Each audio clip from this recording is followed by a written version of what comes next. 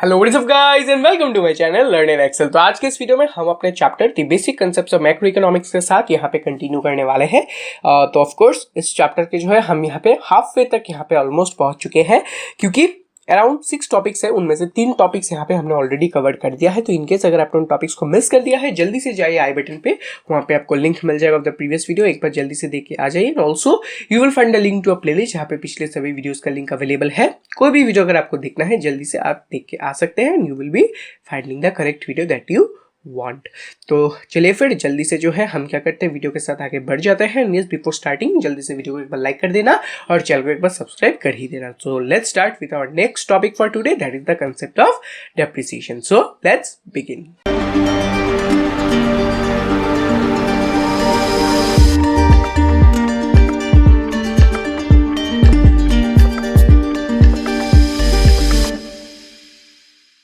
तो चलिए फिर बढ़ जाते हैं अपने स्क्रीन की तरफ। Basic concepts of macroeconomics is the chapter that we will be discussing now, and of course these are the parts. तो यहाँ पे ये जो फर्स्ट 3 पार्ट्स है वो हमने ऑलरेडी डिस्कस कर लिया है। It is done, this is done and this is done. तो इसी के साथ आपका जो 50% कोर्स है वो आपका कंप्लीट हो चुका है। तो आज के इस वीडियो में हम स्टार्ट करेंगे with the concept of depreciation. फिर और अराउंड 3 वीडियोस टू 4 वीडियोस लगेंगे, इन दोनों पार्ट्स को हम यहाँ पे कंप्लीट कर लेंगे। उसी के साथ आपका ये चैप्टर खत्म हो जाएगा। और एक बार ये चैप्टर आपका खत्म हो गया, then you will be basically ready with the basic foundation of national income. National income को कैलकुलेट करने का जो आपका बेसिक फाउंडेशन है वो आपका प्रिपेयर हो जाएगा as soon as we complete this chapter. तो ऑफ कोर्स अभी भी कंप्लीट नहीं हुआ है, जल्दी से कंप्लीट कर लेते हैं, then we will claim the same. तो चलिए फिर जल्दी से let us study about the concept of depreciation.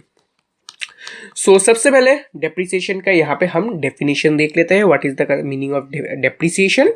It refers to the fall in the value of fixed assets due to normal wear and tear, passage of time और expected obsolescence. All right, so here you go with the formula. Gross value is equal to net value plus depreciation, and here you go with some important points like depreciation and investment, and factors of depreciation like wear and tear, time, and we have the expected obsolescence. तो चलिए फिर जल्दी से समझ लेते हैं depreciation का मतलब क्या है। So depreciation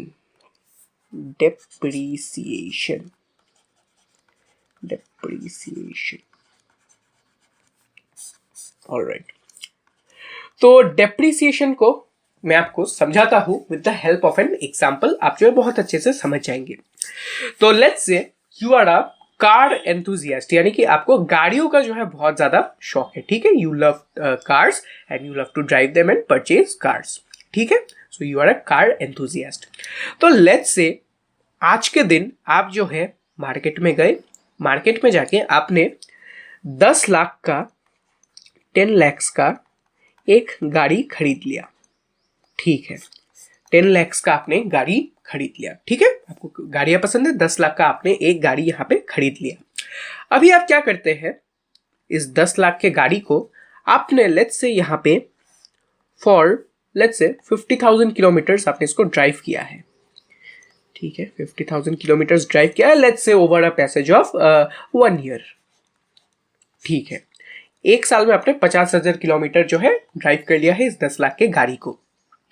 तो आफ्टर 1 ईयर आपको लगा कि भाई मेरा तो गाड़ी पुराना हो गया। Yes, you are a car enthusiast, आपको फीचर्स बहुत पसंद है, आपको गाड़ियों का बहुत ज्यादा शौक है। तो आपने देखा मार्केट में भाई नया गाड़ी आ चुका है और आपका ये जो गाड़ी है इसका जो फीचर्स है बहुत ज्यादा आपको पुराना लगने लगा है, new want a new car, ठीक है। तो अभी भाई नया गाड़ी चाहिए, अपने ये वाला गाड़ी पुराना हो चुका है, भाई बहुत चला लिया, 1 साल चला लिया आप लोगों ने। तो अभी जो है नए फीचर्स वाले गाड़ी मार्केट में लॉन्च हो गया, अभी जो है हमें वो लेना है।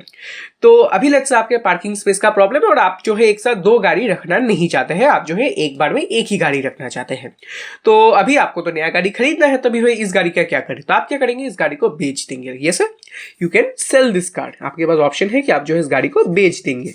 इस गाड़ी को बेच के आप एक नया गाड़ी अभी खरीदने वाले हैं। तो अभी लेट्स से इस गाड़ी को अपने मार्केट में लेके गए, तो मार्केट में लेके जाके अभी जब आप इस गाड़ी को बेचने जाएंगे तो आप मुझे इस सवाल का जवाब दीजिए, क्या आपको 10 लाख रुपए मिलेंगे या फिर इससे कम मिलेंगे या फिर इससे ज्यादा मिलेगा? You give me the answer कि 1 साल 50,000 किलोमीटर ड्राइव कर लिया 10 लाख की गाड़ी को, नया गाड़ी अभी अपने को खरीदना है, इस गाड़ी को हमें बेचना पड़ेगा सबसे पहले। तो इसको हम बेचने के लिए मार्केट लेके गए। अभी जो है आप मुझे बताइए कितना पैसा अपने को यहाँ पे मिलेगा, क्या हमें 10 लाख मिलेगा, 10 लाख से कम मिलेगा या फिर 10 लाख से ज्यादा मिलेगा। अगर जो है आपने आंसर किया है कि हमें जो है 10 लाख से कम मिलेगा, then you are absolutely correct. Yes of course, आपने इस गाड़ी को 1 साल चला लिया, अभी जब आप इसको बेचने जाएंगे ऑफ कोर्स आपको जो है 10 लाख रुपए कोई नहीं देगा, जो था इसका ओरिजिनल वैल्यू था आपका 10 लाख रुपए। 10 लाख रुपए देके आपने इस गाड़ी को खरीदा था, लेकिन after 1 year, after 50,000 kilometre of drive, कोई भी जो है आपको 10 लाख रुपए नहीं देगा। लेट्स से आपको यहाँ पे 6 लाख रुपए ही मिलेंगे, 6 लाख रुपए मिलेंगे। तो अभी आप यहाँ पे देखिए, आपने खरीदा था यहाँ पे 10 लाख रुपए में, you have wide it for 10 lakh rupees, but आपने इसको सेल किया है फॉर 6 lakhs ओनली। यानी कि after a certain number of times, after certain number of usages, जब आप इसको यहाँ पे बेचने गए तो आपका जो गाड़ी है, इसका जो वैल्यू है वो क्या हो गया है, कम हो गया है। पहले 10 लाख रुपए आपने देके खरीदा था, लेकिन अभी आपको सिर्फ 6 लाख रुपए मिलेंगे। इसका मतलब क्या हुआ, आपका जो यहाँ पे गाड़ी का वैल्यू है वो क्या हो चुका है, कम हो चुका है। तो इसी फेनोमेना को हम क्या बोलेंगे, डेप्रिसिएशन बोलेंगे। Yes, this is only the concept of depreciation. आपका डेफिनेशन क्या था, मैं आपको फिर से एक बार दिखा देता हूं। आपका यहाँ पे डेफिनेशन क्या था, what was your definition?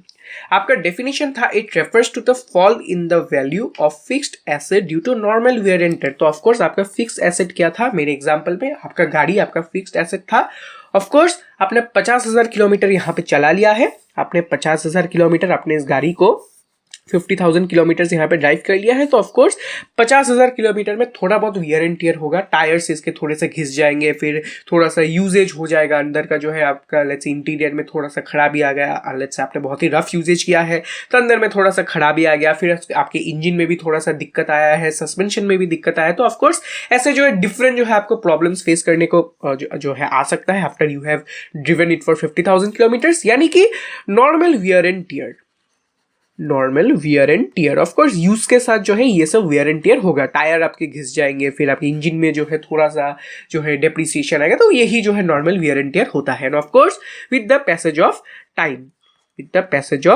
Time, जैसा कि मैंने आपको बताया, 1 साल बीत के आपके गाड़ी को, अभी जो है मार्केट में नया गाड़ी आ गया जिसके पास एडवांस फीचर्स है। तो ऑफकोर्स टाइम के साथ साथ जो है आपका ये क्या हो गया, डेप्रिशिएट हो गया। तो of course time is also another factor and also the concept of expected obsolescence भी जो है यहाँ पे एक जो है बहुत ही ज्यादा बड़ा फैक्टर बन जाता है।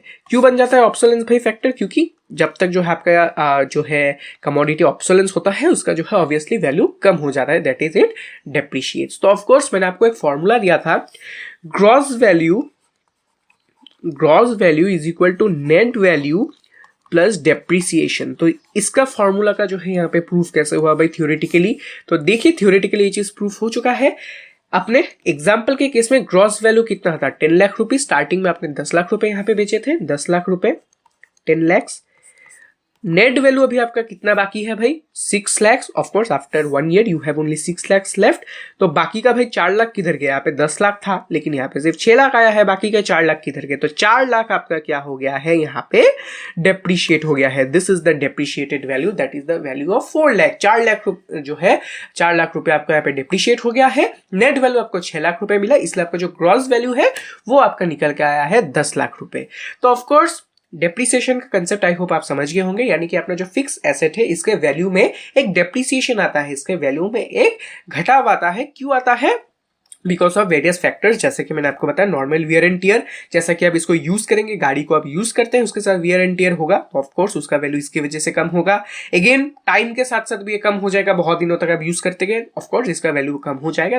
ऑल्सो एक्सपेक्टेड ऑब्सोलेंस, यानी कि ये जो ऑब्सोलीट हो जाता है आपका एसेट, यानी कि फॉर एग्जांपल अभी नया गाड़ी आ चुका है भाई, नए नए नॉर्म्स के साथ, नए फीचर्स के साथ, नए जो है यहाँ पे सेफ्टी रूल्स के साथ जो है अभी नए गाड़ी आ चुका है, तो आपका जो पुराना गाड़ी है वो क्या हो गया है, ऑब्सोल्यूट हो चुका है। Of course these are the 3 main reason for the formation of depreciation, for the occurrence of depreciation.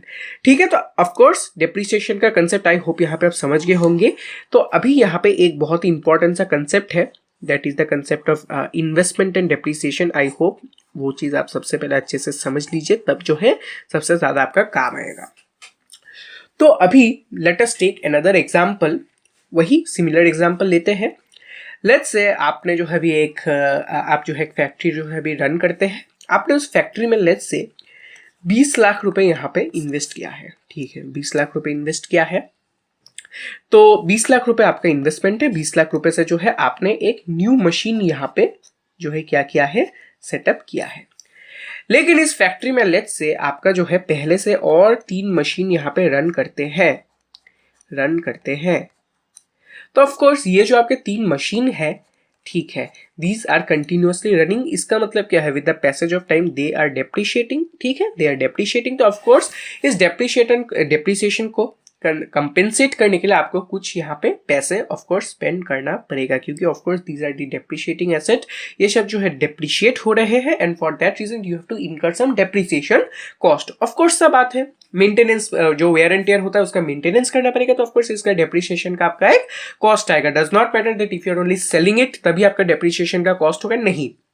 एक साल आपने यूज किया है, आपने जो है उस वैल्यू को रिटेन करने के लिए आपको जो है थोड़ा सा पैसा और लगाना पड़ेगा, तो यही आपका डेप्रिसिएशन कॉस्ट बन जाएगा। तो लेट्स से 20 लाख रुपए लगा के आपने एक नया इन्वेस्टमेंट किया है, लेकिन इन तीनों को डेप्रिसिएशन से बचाने के लिए आपको 5 लाख रुपए और जो है लगाने पड़ रहे हैं, ठीक है, अपने आप से 5 लाख रुपए और लगाने पड़ रहे हैं। तो अभी अगर मैं आपसे पूछूं कि आपका जो है नेट यहाँ पे इन्वेस्टमेंट कितना रहा, what was your net investment, तो आप मुझे बताइए what will be the net investment in this case. Yes, the answer is the net investment will be only 15 lakhs। Yes, 15 lakhs। क्यों 15 lakhs? देखिए 20 लाख रुपए का आपने इन्वेस्टमेंट किया है, नया मशीन आपने 20 लाख रुपए का लगाया है, ठीक है, आपका ये नया इन्वेस्टमेंट है, लेकिन आपने जो है पुराने एसेट्स के ऊपर भी जो है डेप्रिसिएशन के कुछ कॉस्ट को यहाँ पे इनकर किया है। You have also incur some depreciation cost, that is the cost of 5 lakh rupees. तो ऑफकोर्स जब आपने 5 लाख रुपए और लगा दिए हैं, तब जो है उसका जो 20 लाख का वैल्यू है, अगर आप उसके साथ एडजस्ट करें, आपका यहाँ पे नेट जो आपका इन्वेस्टमेंट हुआ है वो सिर्फ 15 लाख रुपए का हुआ है, क्योंकि बाकी एसेट को मेंटेन करने के लिए, बाकी एसेट के डेप्रिसिएशन को कंपेंसेट करने के लिए आपने 5 लाख रुपए और लगा दिए। तो ऑफकोर्स जो आपका 20 लाख रुपए पहले का यहाँ पे लग चुका था, वो 20 लाख के साथ जो है एडजस्टमेंट अगर आप कर दे, वो आपका निकल के आ जाता है 15 लाख। तो ऑफ कोर्स इसी के साथ आपको एक बहुत ही इंपॉर्टेंट यहाँ पे देखने को मिलेगा एक फॉर्मूला, एक इंपॉर्टेंट सा formula. Of course it is a formula based on the previous thing that I have shown. Of course that is gross investment, मैं शॉर्ट फॉर्म में लेता हूं, जगह नहीं है, is equal to net investment plus depreciation. Yes, यहाँ पे वही पिछला वाला ही जो फॉर्मूला मैंने दिया था, वही फॉर्मूला आपका यहाँ पे आएगा। जैसे मैंने आपको ग्रॉस और नेट का फॉर्मूला दिया था, gross equal to net plus depreciation, वही है gross investment equal to net investment plus depreciation. वही बात है कि आपने 20 लाख रुपए का एक जो है लगाया है पैसा, लेकिन पुराने एसेट को मेंटेन करने के लिए आपको 5 लाख रुपए का खर्चा और आ गया, तो आपका इन्वेस्टमेंट जो है यहाँ पे सिर्फ 15 लाख रुपए का हुआ है, क्योंकि 5 लाख रुपए आपको डेप्रिसिएशन के मेंटेनेंस में चला गया। तो ऑफकोर्स डेप्रिसिएशन आपके एसेट का ही होता है, तो आपको नेट एसेट का जो आपका वैल्यू है उसमें 20 लाख रुपए तो ऐड हुआ, लेकिन 5 लाख रुपए और निकल गया, क्योंकि उसको जो है डेप्रिसिएशन को जो है बीट करने के लिए आपको उस पैसे को लगाना पड़ रहा है। तो ऑफकोर्स ये जो 20 लाख रुपए है वो 20 लाख रुपए नहीं लगे, टोटल आपका जो नेट यहाँ पे इन्वेस्टमेंट हुआ है वो सिर्फ 15 लाख का हुआ है, 5 लाख रुपए आपका डेप्रिसिएशन में इसका निकल गया। आप जो इस चीज को ऐसे भी समझ सकते हैं, ऐसे भी जो है समझ सकते हैं, it will be a bit better if I show you in that way कि यहाँ पे आपका कुछ ऐसा हो सकता है कि आपका यहाँ पे वही बात है कि आपका यहाँ पे एक फैक्ट्री है, यहाँ पे ऑलरेडी 3 एसेट है, आपका 3 एसेट है। लेट्स से 3 एसेट का वैल्यू है यहाँ पे 40 लाख। अभी आपने 20 लाख रुपए लगा के एक और आपने फैक्ट्री यहाँ पे, एक और जो है लेट्स से मशीन यहाँ पे आपने फैक्ट्री में सेटअप कर दिया। ऑलराइट, एक और आपने यहाँ पे मशीन सेटअप कर दिया आफ्टर 20 lakhs। तो ऑफ कोर्स आपका यहाँ पे वैल्यू कितना होना चाहिए, इन तीनों का वैल्यू है आपका 40 lakhs, तो 20 lakhs और ऐड हुआ, दिस इज प्लस 20 lakhs, तो यानी कि आपका वैल्यू होना चाहिए यहाँ पे 60 lakhs। ऑफ कोर्स क्योंकि पहले ही आपका इसका वैल्यू था 40 lakhs, फिर आपने 20 लाख रुपए लगा के और जो है यहाँ पे एक और आपने मशीन लगा दिया, तो ये 60 lakhs का वैल्यू होना चाहिए, लेकिन नहीं, ये 60 lakhs नहीं होगा, क्योंकि इस 40 लाख के वैल्यू को मेंटेन करने के लिए, इस 40 लाख के वैल्यू को जो है इंटैक्ट रखने के लिए आपको डेप्रिसिएशन कॉस्ट यहाँ पे मेंटेन करना पड़ेगा। लेट्स से ये जो वैल्यू है इसका जो ये जो एसेट है इसका वैल्यू लेट्स से -5 लाख होता है एवरी ईयर, यानी कि एवरी ईयर इसका वैल्यू -5 लाख हो जाता है। तो ऑफकोर्स अगर जो आपको इसको 5 लाख रुपए जो है अगर आपको मेंटेन करना पड़ेगा तो ऑफकोर्स इसका जो है प्राइस आपका 40 लाख नहीं रहेगा, ये हो जाएगा आपका 35 लाख। तो फाइनली आपका जो नेट यहाँ पे इन्वेस्टमेंट निकल के आएगा वो आएगा आपका 35 + 20 that is 55 lakhs, not 60 lakhs। Yes, because 60 lakh आपका है नेट इन्वेस्टमेंट, आपका है ग्रॉस इन्वेस्टमेंट। आपका नेट इन्वेस्टमेंट कितना है 55 lakhs, because it is adjusted for this depreciation. Depreciation को अगर आप एडजस्ट करें तब जो है आपका असल का आंसर यहाँ पे निकल के आता है। So this is the entire concept of depreciation and the concept of gross and net investment. Gross investment होता है लेकिन वो जो है डेप्रिसिएशन को इंक्लूड करता है। अगर आप डेप्रिसिएशन को हटा दें तब पता चलेगा कि आपने एक्चुअली नेट इन्वेस्टमेंट कितना किया है। So this is entire concept of depreciation and net and gross investment. I hope आपको समझ में आया होगा।